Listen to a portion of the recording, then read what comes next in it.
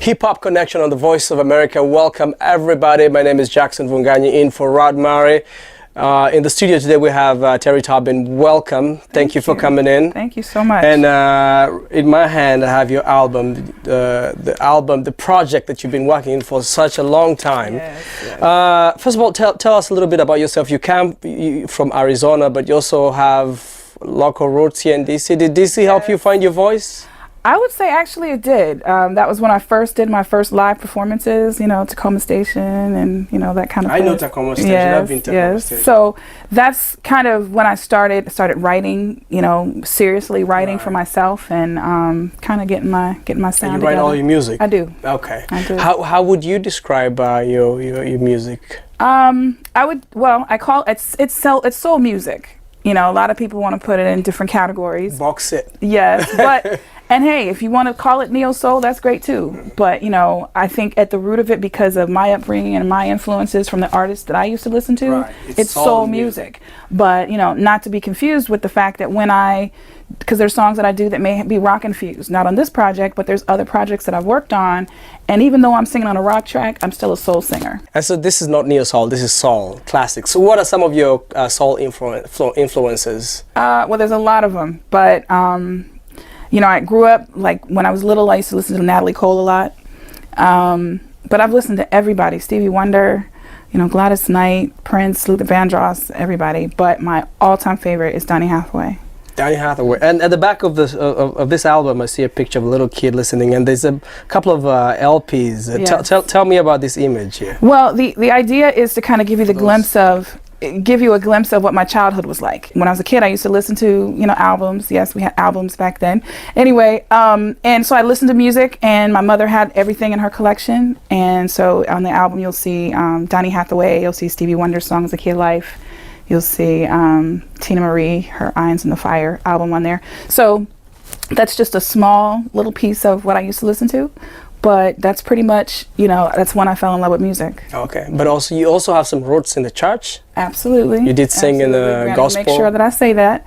I was, I was brought up in a church, and so my first time actually singing in front of anybody really was in front of the church. And my mother would teach me certain songs, that I still remember to this day.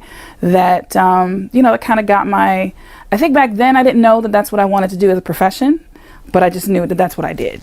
So now, as a person who appreciates this kind of music, I really sometimes wonder why you don't get a lot artists like yourself receive a lot of airplay or as much airplay on mainstream radio. Why do you think that is? Well, if I had the magic answer, I think we'd all be able to figure it out and also enjoy it more. But as a consumer, it's something I've always been concerned about because, there are artists like I talked about that I absolutely adore and absolutely love. And there are people that can't get on the radio now, and they're legends. They just don't play them because they're not popular music.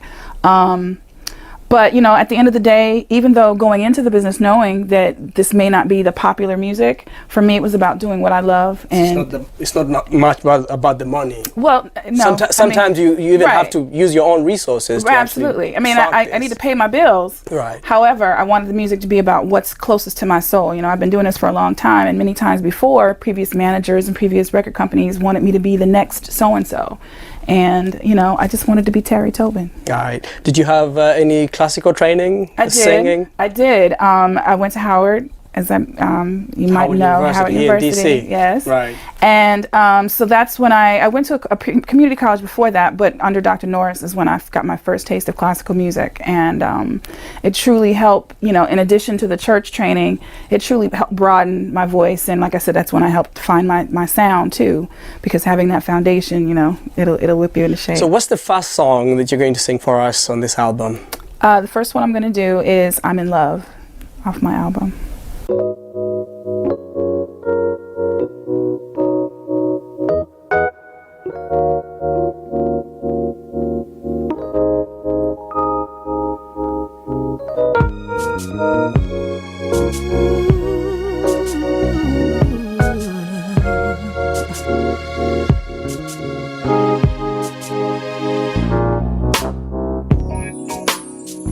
I thought it better best I tell you myself. Though you could hear it from other means, you put my heart high on a shelf for way too long. I must admit I've waited for you to come around, but I woke up. He has the key now and forever, ever, ever. I am in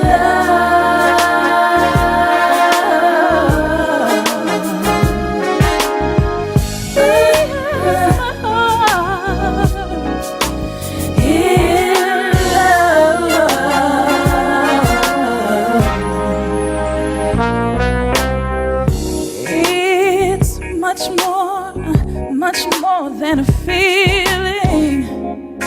Oh, though it feels damn good, makes me come home early and stay up all night, just like I said it would.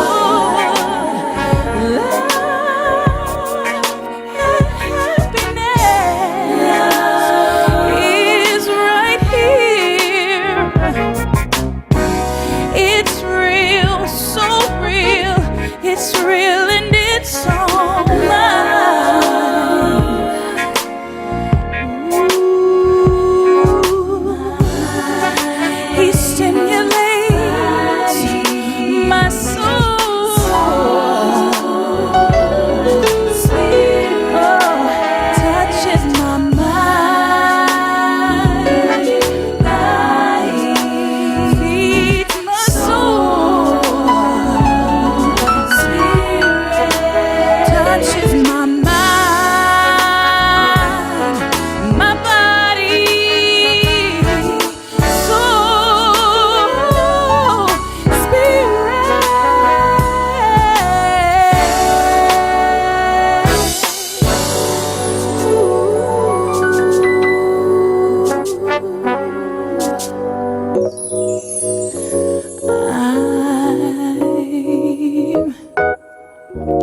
I'm in love. I am in love.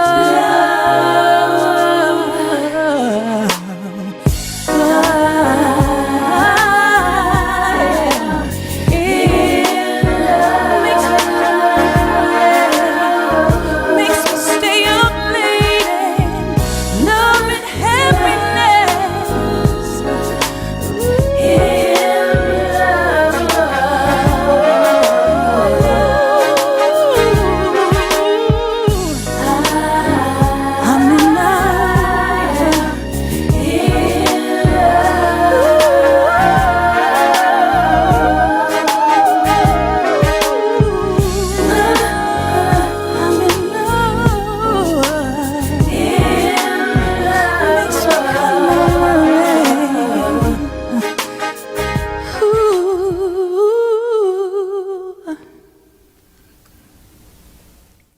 The appreciation, of this music, again, I guess partly because it's not played on mainstream radio, you find that a younger generation will not have an appreciation. You feel like this is kind of dying off, and maybe that people like you are keeping it alive, and hopefully that the younger generation will get to appreciate it. Well, I feel it's interesting. A treasure, I feel it's a good thing, and yeah. Well, it's interesting because if you look back, every single artist in hip hop, they've sampled something.